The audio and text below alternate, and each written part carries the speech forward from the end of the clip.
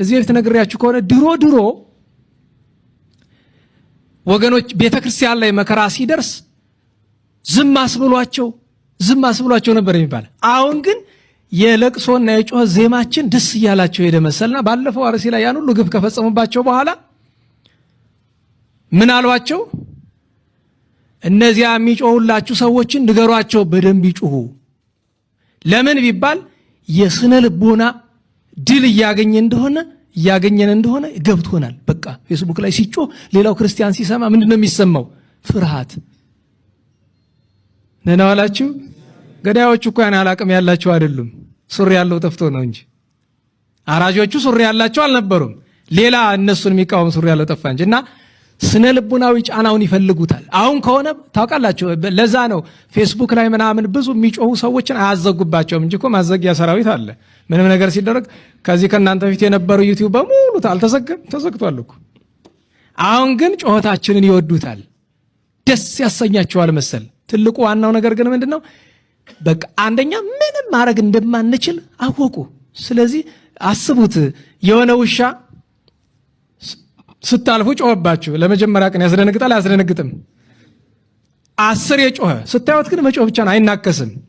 ከዛ የውሻው ጮህት ምንድነው የሚሰጣችሁ ትርጉም? ተው ይጮህ አይደለም? እኛ ከዛ ውሻ ያልተሻለን ሰዎች ነን። እና እግዚአብሔር አምላካችን ደማቸው የፈሰሰ ኦርቶዶክሳውያን ወገኖቻችን ደማቸውን ደመ ሰማዕት ያደርግልን። ምንም ባናደርግላቸው በሰማይ ክብሩን ይድልልን መድኃኔዓለም። በምድር የቀሩ በስደት በመታገት በሰቆቃ ያሉትን ደግሞ መድኃኔዓለም ይታደግልን፣ እሱ ይድረስላቸው። የሚገርማችሁ የመን ውስጥ ያሉ ክርስቲያኖች አሉ። ናግራን ሊቃውንት፣ ናግራን ታውቃላችሁ አይደል? ጥንቷ አለች፣ አሁንም ናግራን እንድታውቁት ጥቂት ክርስቲያኖች አሉ። ናግራን ላይ የናግራን ክርስቲያኖች መልእክት ልከው ወደ እኔ ደርሷል። ወደ እኔ አይደለም የተላከው፣ ዝም ብሎ ኢትዮጵያ እንዲሰሙት የተላከ እና አንድ ቀን መጥተው እኛን ከአረማውያን በየመን ካሉ አረማውያን የኢትዮጵያ ክርስቲያኖች ይታደጉናል የሚል ተስፋ እንዳላቸው መልእክት ልከው ደርሶናል። እኔ ሰምቻለሁኝ። እና ለዛ መልእክቱን ላመጣው ሰው ምን አልኩት? አይ ለነሱ አትበላቸው፣ ለአንተ ግን አንድ ነገር ልንገር፣ ጉዳችን አላወቁም።